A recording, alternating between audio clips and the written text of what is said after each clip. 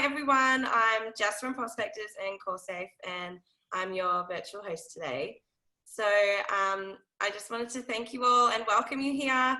I'm having an absolute ball running these, and it just wouldn't be possible if it wasn't for all the amazing geos that are happy to get involved and sharing their stories with the wider community. So a big thank you to Oz Minerals for getting amongst it today. We have Jim McKinnon Matthews talking about machine learning in mineral exploration and some lessons from the Explorer Challenge. But just a quick few ground rules. I'm going to throw you all on mute now, but please use the chat, and if you have any questions, please send them through. We'll throw some Jim's way at the end, and then you're welcome to stick around. We'll have a little happy hour, have a bit of a chat, catch up. But yes, thank you, Jim. I'm thrilled to have you here today. Great, thanks, Jess. But I do have a joke to start off, and I can see everyone cringing. And that is, there was a duck walking across the road, and it stops, and the chicken says to it, "Don't do it, mate. You'll never hear the end of it." Sorry. All right. All right. This is, I guess, this is something that Oz Minerals has had in the mix for a couple of years, and it's basically, this talk in particular is just on the results of the first phase of the Explorer Challenge, and it just touches on the machine learning in mineral exploration, and this is pretty high level, because that's about as good as I get when it comes to machine learning. I'm quite new to it as well, since joining Oz Minerals about 18 months ago. So this is just the standard disclaimer that Oz Minerals does require us to put up, so read with pleasure. Just a bit of background on Oz Minerals. We are a growth-focused copper producer. We're based in South Australia. We've got operations at Prominent Hill and Carrapateena. Carrapateena is just ramping up, and with any luck, by the end of the year, early next year, it'll be up to full capacity. We've also got an operation in Brazil, in the Carajás. It's another copper and gold mine. And we have exploration projects all throughout Australia. We've also got exploration projects in other parts of Brazil, in Peru, and also up in Sweden. But the focus is for Oz Minerals is copper.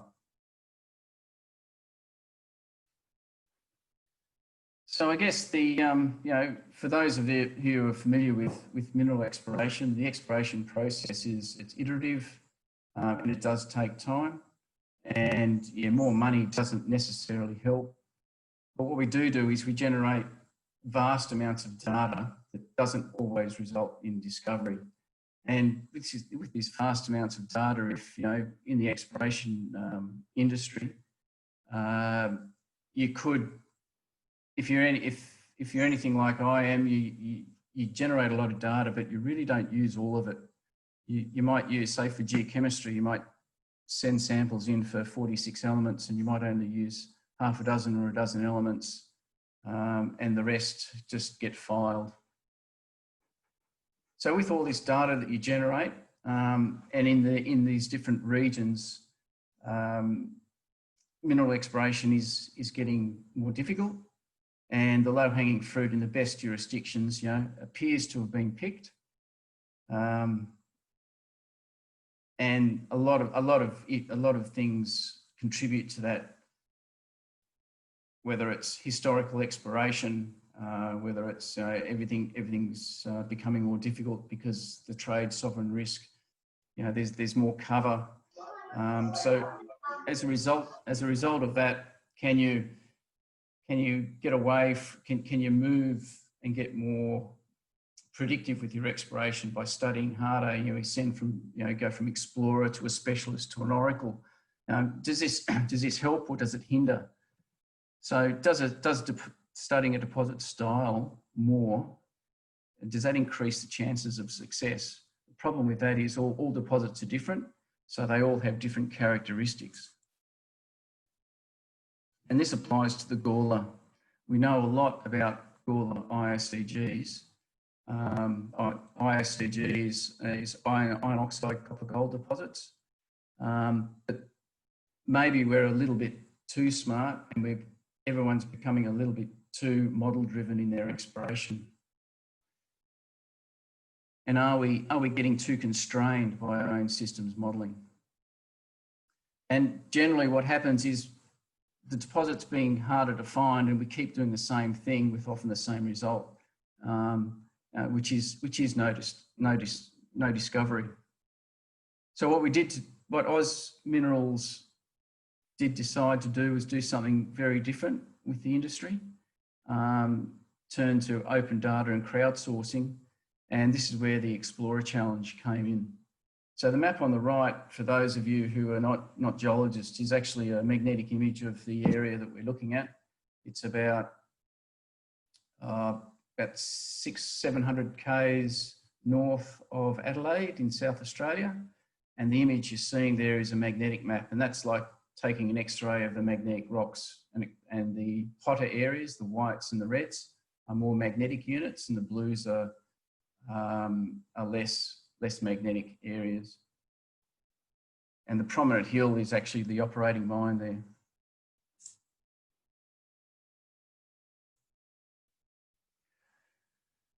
So the overview of the Explorer Challenge and why we did it. In December 2018, we partnered with a company called Unearthed and launched the Explorer Challenge. And this was a unique online crowdsourcing competition. And it called for anyone to present any approaches to identify exploration targets within our Mount Woods tenements near a prominent hill mine in South Australia. The competition had $1 million prize pool and submissions closed. They closed in May. And this is I forgot to mention, this is a talk that I gave in late last year in South Australia at the SAREC conference, SAMEC conference. And the results were announced almost around this time last year. And what it allowed us to do was tap into the global network for ideas rather than just limiting problem solving to our workforce.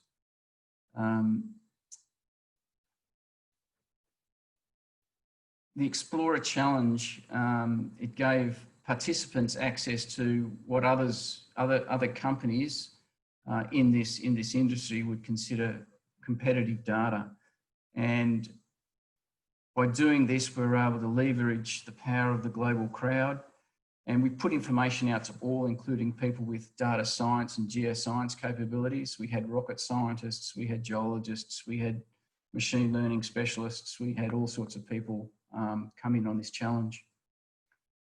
And we received many submissions based on, machine learning from many non-geoscientists.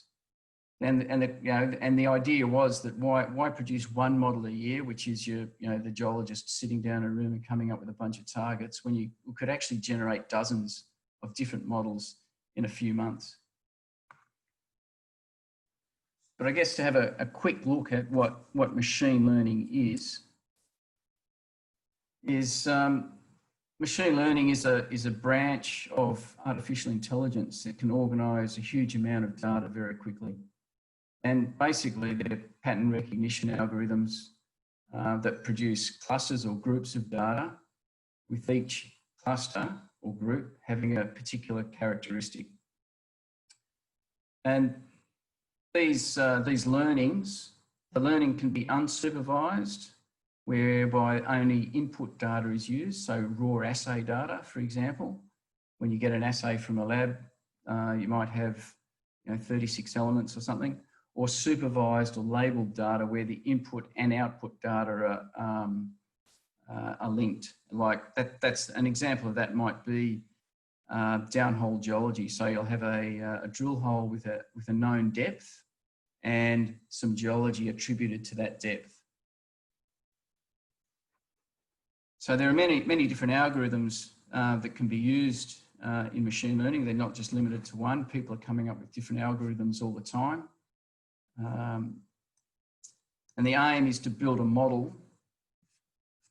Aim of machine learning is to build a model from one set of data that can be used effectively in different environments. Okay, so you can build the model and then you can apply that to a different area and input the data from that area to come up with new results.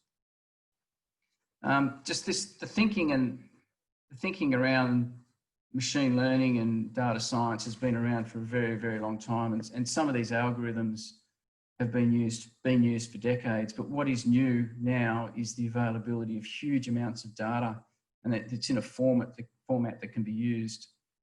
But in addition to that, the computing power has also increased, particularly over the last decade.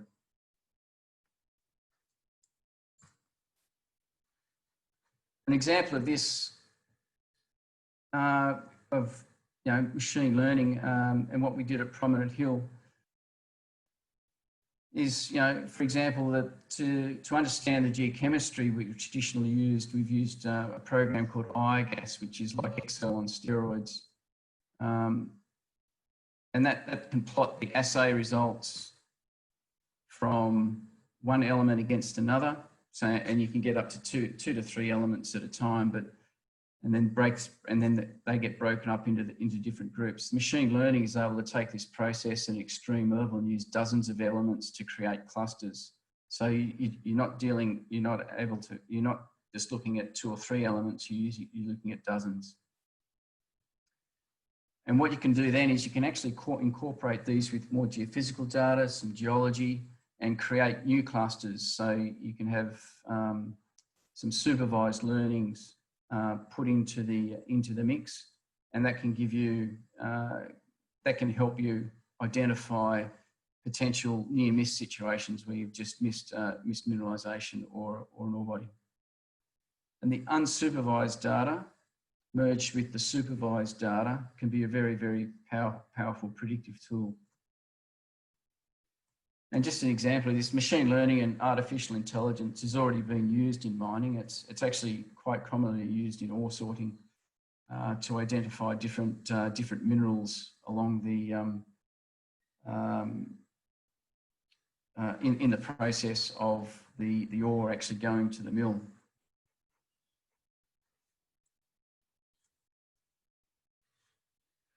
But machine learning is not a solution for every type of problem.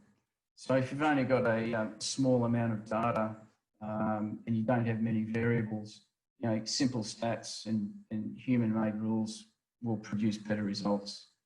Machine learning is most appropriate when there is a lot of variables, there's a large scale of data, and the rules or factors are complicated and overlapping, and they do require a lot of processing.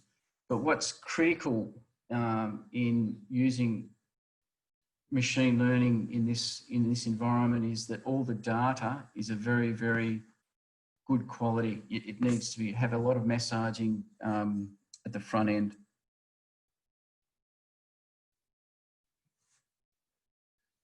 So back to the Explorer Challenge, the competition. We had 37 fully completed team submissions. It attracted a variety of people from different disciplines: data scientists, rocket scientists, geoscientists. A $1 million prize pool was awarded, and there was 10,000 data sets downloaded and 1 million files, and we had over 400 targets that identified. And the big challenge for us is, how do we choose which targets to test? And the biggest challenge we faced was just keeping an open mind, because a bunch of geologists were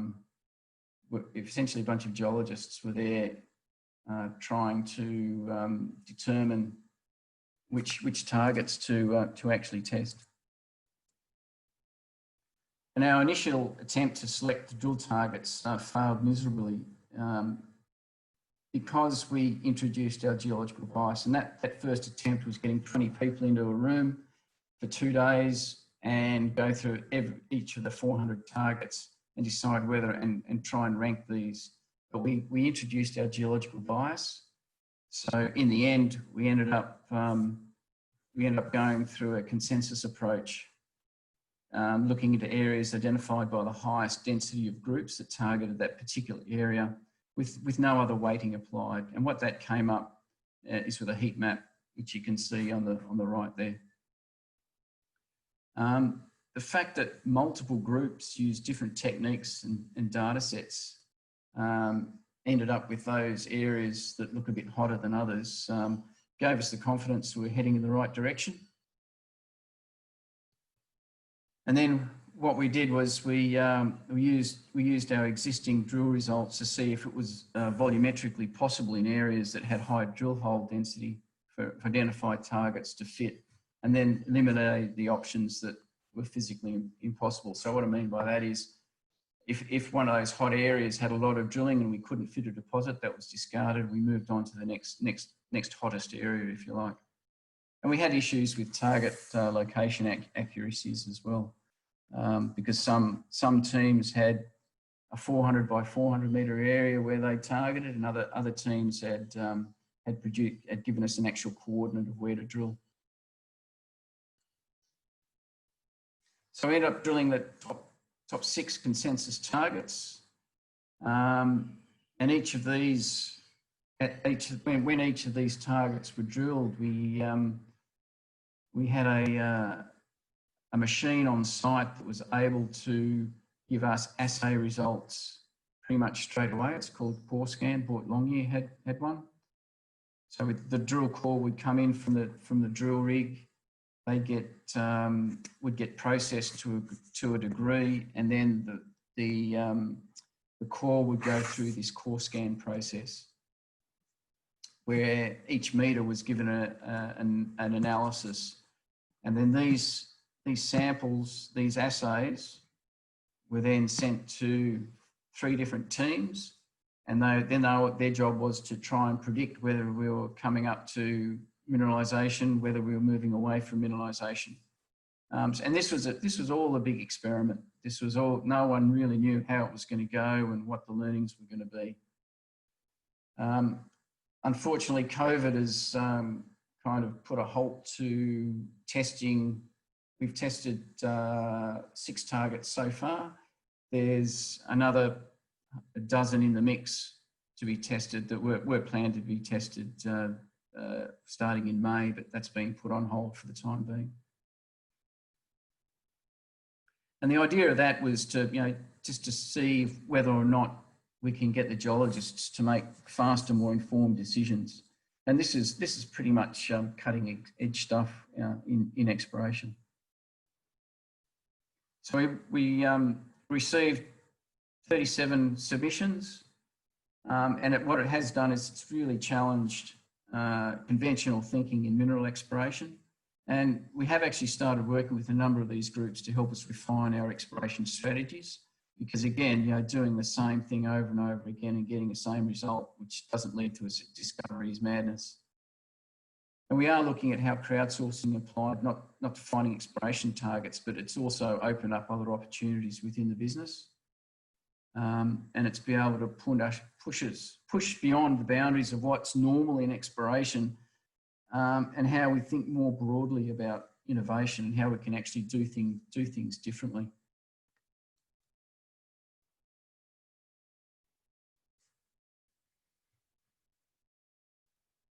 So one of the unexpected things that came out of the Explorer Challenge was 3 of the groups ended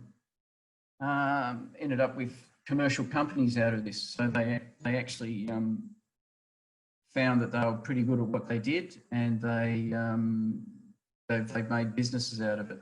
What we also realised was that other industries have tools that we can actually use in mineral exploration, and there are many other applications in mining.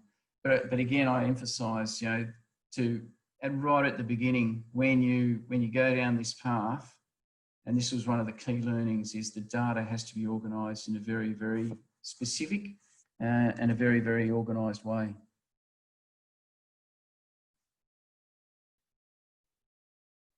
So there's a number of groups that are doing this sort of thing now.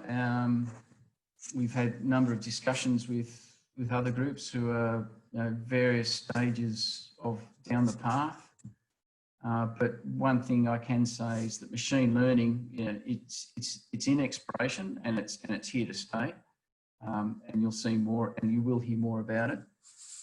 Open data such as the Explorer Challenge. It will accelerate industry learning, and the South Australian government has actually started a challenge very similar to what we did here in South Australia to look for mineral deposits. Another thing that might happen is that, or is starting to happen, is the government organisations are starting to ask for data that is in a machine learning usable format. So that might be that's one of the things that is coming for mineral explorers. But one thing is for certain is that we've really got to do in the industry, we've got to do something different, because mineral deposits are becoming increasingly harder to find using simply conventional exploration techniques.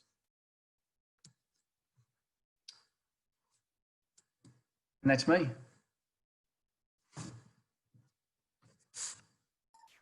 That was great. Thank you. I've probably thoroughly confused a few people.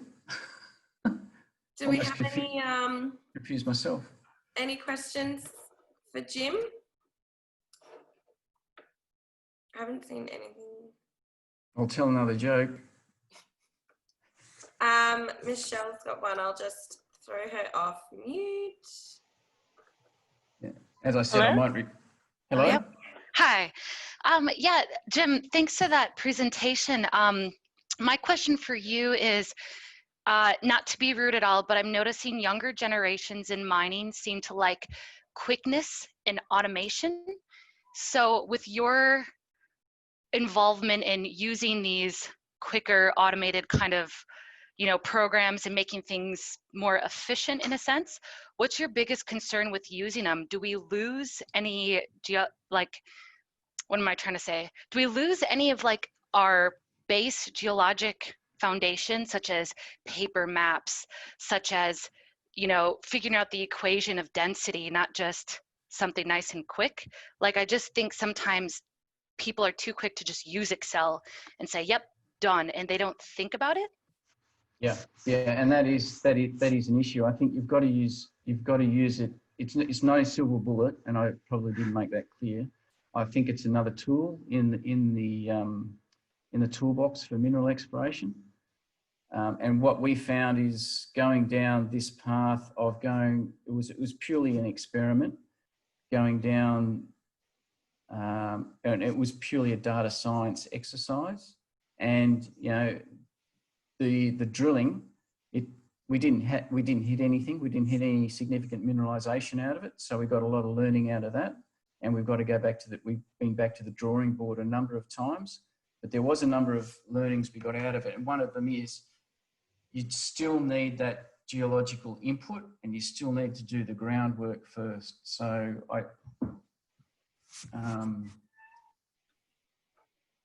with your question on the younger generation, I think when we started, people had the same concerns. Yeah, I guess.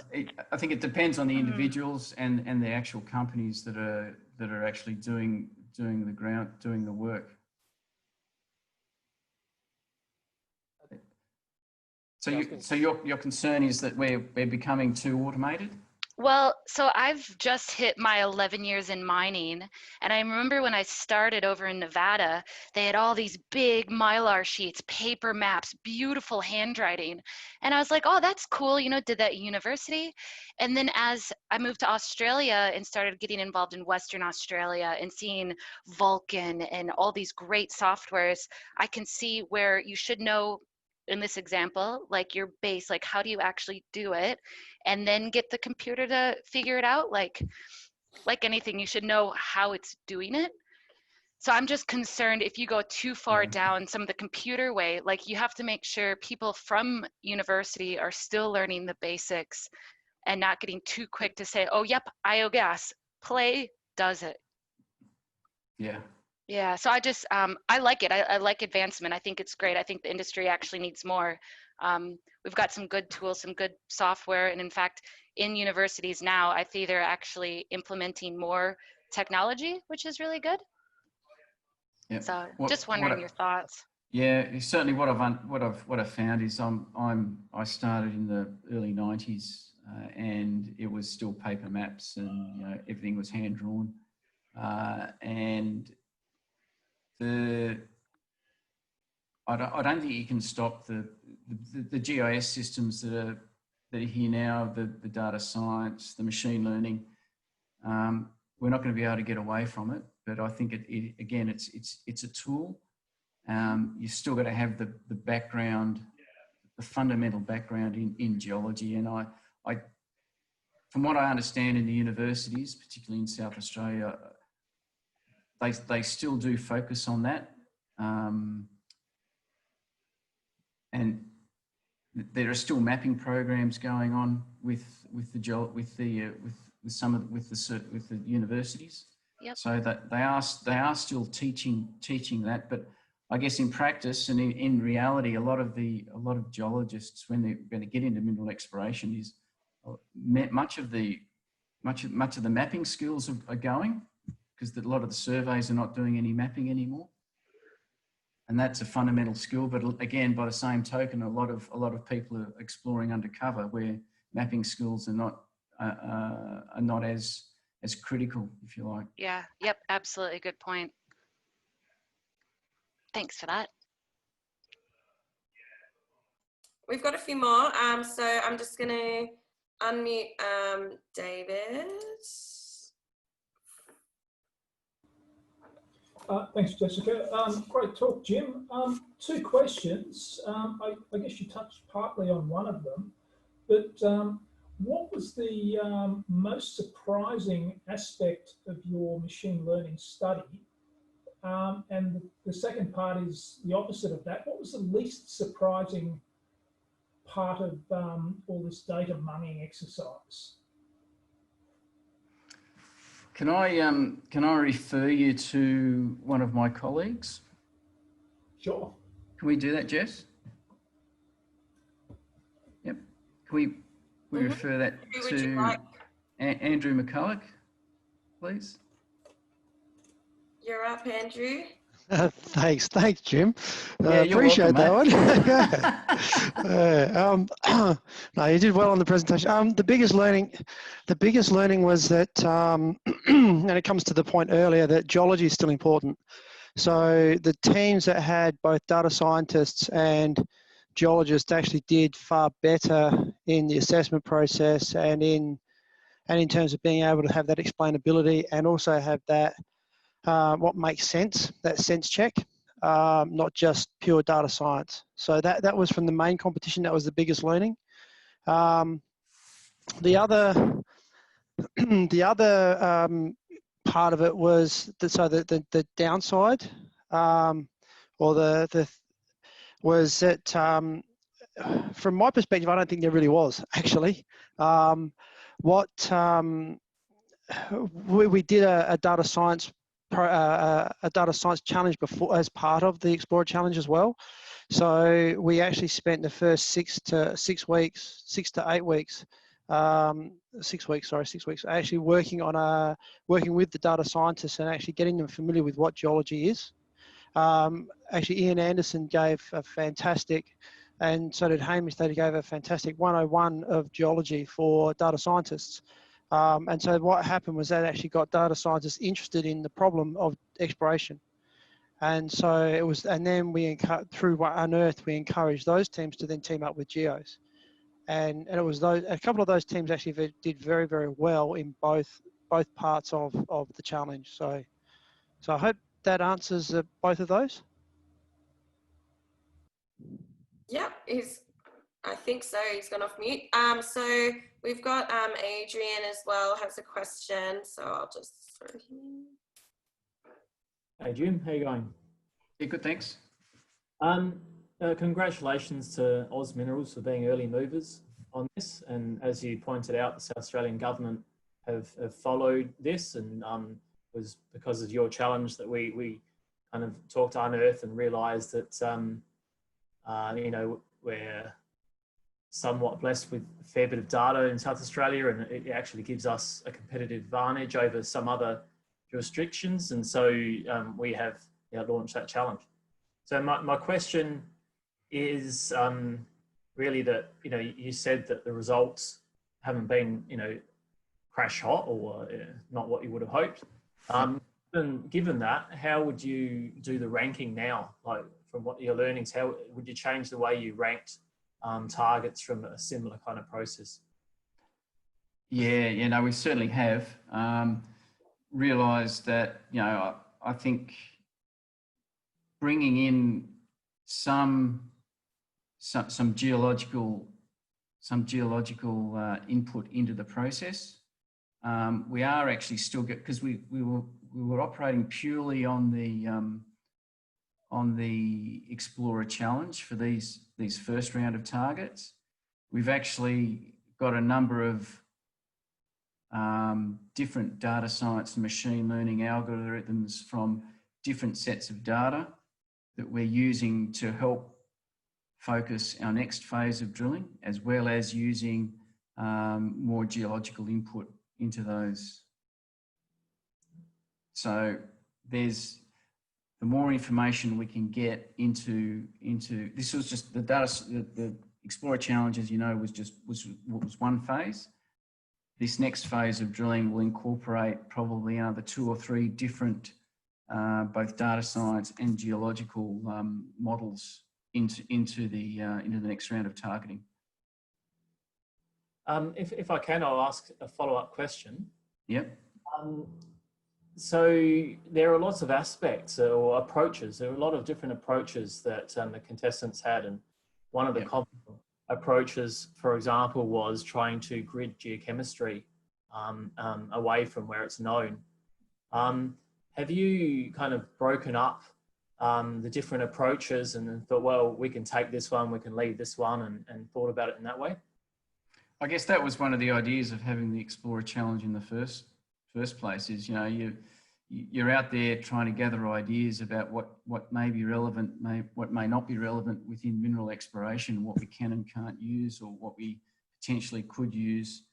But certainly there were elements that we of what was in the Explorer Challenge that we have taken. We are actually working with some of the teams now on a more commercial basis that have shown that they can evolve with the process of exploration and what we required. The more they understand what we're looking for, they can modify their models accordingly, which does help everybody in the end. Just improving the models based on the results.